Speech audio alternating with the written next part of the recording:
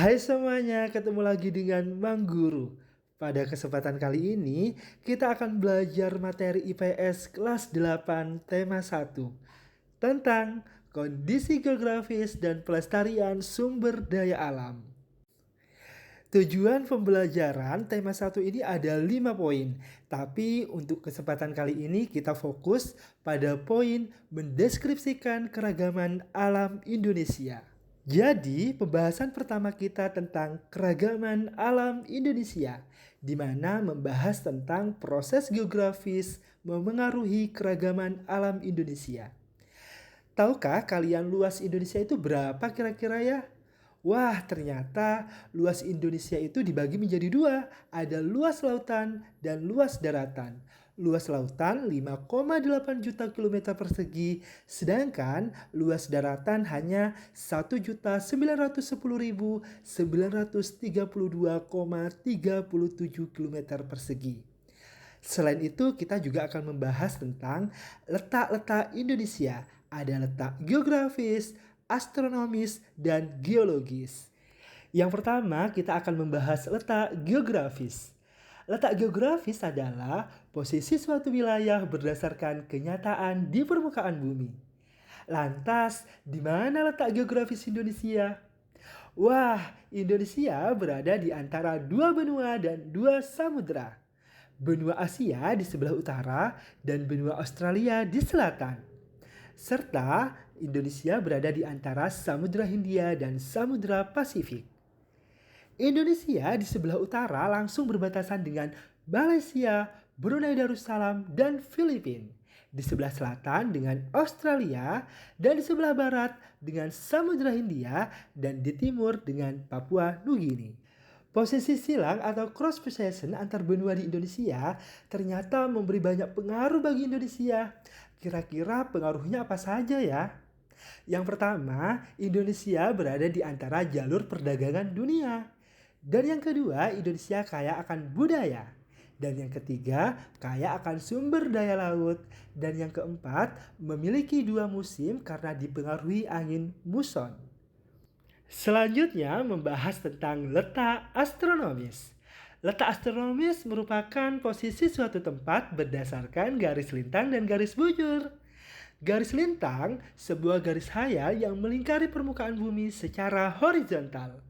Sedangkan garis bujur adalah garis hayal yang menghubungkan kutub utara dan kutub selatan. Lantas, di mana letak astronomis Indonesia? Wah, ternyata Indonesia berada di antara 6 derajat lintang utara sampai 11 derajat lintang selatan dan 95 derajat bujur timur sampai 141 derajat bujur timur. Ternyata letak astronomis Indonesia memiliki dampak bagi Indonesia. Dampak garis lintang menyebabkan Indonesia berada di wilayah beriklim tropis. Karena wilayah yang masuk ke dalam iklim tropis akan memiliki garis lintang antara 0 derajat sampai 23,5 derajat lintang utara dan lintang selatan. Indonesia yang beriklim tropis akan memiliki ciri-ciri sebagai berikut. Yang pertama, curah hujannya tinggi. Yang kedua, terdapat hutan hujan tropis yang luas. Yang ketiga, sinar matahari sepanjang tahun. Dan yang terakhir, kelembapan udaranya yang tinggi.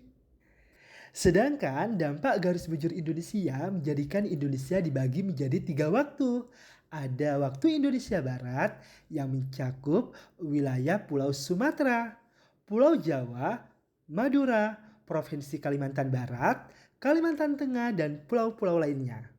Dan yang kedua, waktu Indonesia Tengah yang mencakup wilayah Bali, Nusa Tenggara, Kalimantan Selatan, Kalimantan Timur, Pulau Sulawesi, dan pulau-pulau kecil lainnya. Dan yang terakhir, waktu Indonesia Timur yang mencakup Maluku, Papua Barat, dan Papua. Selanjutnya yang ketiga, letak geologis. Letak geologis adalah posisi suatu wilayah yang didasarkan pada struktur geologi atau susunan batuan di sekitarnya. Indonesia dilalui rangkaian pegunungan besar dunia, yaitu rangkaian pegunungan Sirkum Mediterania dan rangkaian pegunungan Sirkum Pasifik. Hal tersebutlah yang menyebabkan Indonesia memiliki gunung api aktif. Jalur pegunungan di Indonesia membentang dari ujung Sumatera, memanjang melalui pantai barat Sumatera, melewati Pulau Jawa, Nusa Tenggara, Banda, Sulawesi, dan Halmahera.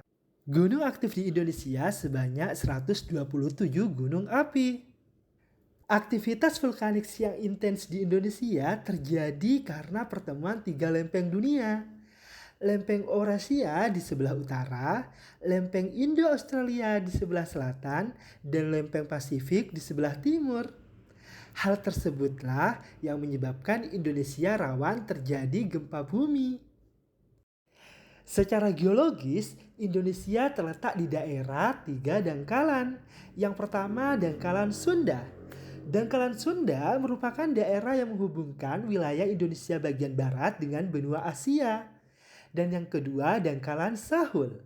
Daerah yang menghubungkan wilayah Indonesia bagian timur dengan benua Australia.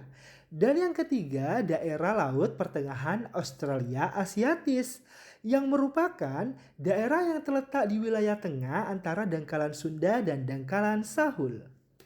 Kondisi ini yang menyebabkan keanekaragaman hayati di Indonesia cukup tinggi dan berpengaruh terhadap persebaran flora dan fauna di Indonesia. Setelah kita mempelajari letak, selanjutnya kita akan membahas tentang cuaca dan iklim. Menurut kalian, apa sih bedanya cuaca dan iklim? Ternyata, cuaca itu adalah keadaan udara di atmosfer pada waktu dan tempat tertentu yang sifatnya tidak menentu dan berubah-ubah. Sedangkan iklim adalah kondisi cuaca rata-rata tahunan pada suatu wilayah yang sangat luas. Di sini juga terdapat unsur-unsur iklim dan cuaca. Ada penyinaran matahari, kelembapan, suhu, angin, dan hujan. Iklim di Indonesia yaitu iklim tropis dan memiliki dua musim, yaitu musim kemarau dan musim hujan. Musim hujan terjadi pada waktu bertiup angin muson barat, biasanya terjadi bulan Oktober sampai Maret. Sedangkan musim kemarau terjadi pada waktu bertiup angin muson timur, terjadi pada bulan April sampai September. Selanjutnya kita akan membahas pengaruh faktor geografis dan keragaman budaya di Indonesia. Budaya dapat berupa cara hidup masyarakat, cara berpakaian, adat istiadat, jenis mata pencaharian, tata upacara keagamaan, dan barang-barang yang dihasilkan oleh masyarakat seperti senjata, rumah, serta yang lainnya. Salah satu penyebab perbedaan budaya adalah faktor geografis. Antara lain isolasi geografis, iklim, dan letak geografis. Yang pertama, kita akan membahas isolasi geografis. Indonesia adalah negara kepulauan yang dikelilingi lautan. Dengan posisi seperti ini, satu pulau dan pulau lainnya terisolasi oleh lautan, menyebabkan masyarakat yang tinggal tidak dapat bertemu atau berpindah dari satu pulau ke pulau lain. Hal ini juga didukung dengan keterbatasan sumber daya manusia dan teknologi di bidang nautika perkapalan yang masih rendah, sehingga setiap daerah membentuk kebudayaannya masing-masing. Yang kedua, kondisi iklim. Indonesia diwarnai oleh mikroiklim yang beragam. Dalam sebuah ruang wilayah yang sempit, perbedaan ketinggian tempat dapat menghasilkan perbedaan suhu yang signifikan. Contohnya, masyarakat pesisir utara pantai Jawa yang bermata pencaharian sebagai nelayan, sedangkan masyarakat yang tinggal di wilayah pegunungan bermata pencaharian sebagai petani. Hal inilah yang bisa menyebabkan perbedaan budaya di kedua tempat tersebut. Yang terakhir, keberagaman budaya dipengaruhi oleh letak geografis. Secara geografis, Indonesia berada pada persilangan antara benua Asia dan Australia, serta Samudra Hindia dan Samudra Pasifik. Hal tersebutlah yang menyebabkan Indonesia dilalui bangsa asing yang melintasi Selat Malaka sebagai penghubung antara belahan bumi bagian barat dan timur pada dulu kala. Hal tersebut yang meningkatkan peluang terjadinya pertukaran kebudayaan secara tidak langsung di Indonesia. Jadi ada 3 poin yang mempengaruhi keberagaman budaya di Indonesia. Isolasi geografis, iklim, dan letak geografis. Terima kasih buat teman-teman yang sudah nonton dan belajar bersama Mang Guru.